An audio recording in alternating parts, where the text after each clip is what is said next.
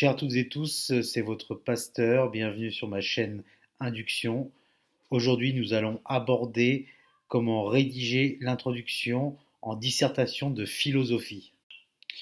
Alors, comment rédiger une introduction et intégrer la fonction de l'introduction en philosophie?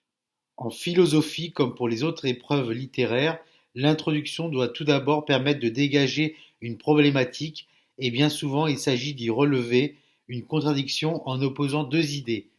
Cette contradiction n'apparaît pas forcément clairement dans le sujet. Avant de rédiger l'introduction, vous devrez avoir déterminé votre plan avec les différentes parties et sous-parties.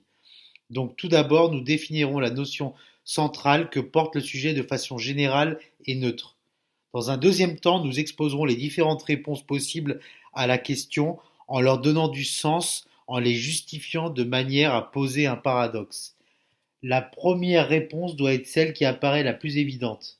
La deuxième réponse doit atténuer l'évidence de la première et c'est elle qui conduira à votre antithèse.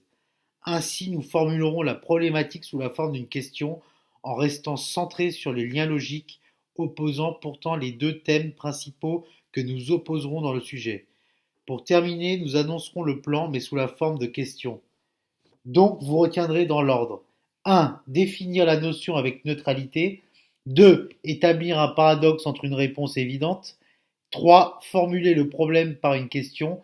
4. Annoncer le plan.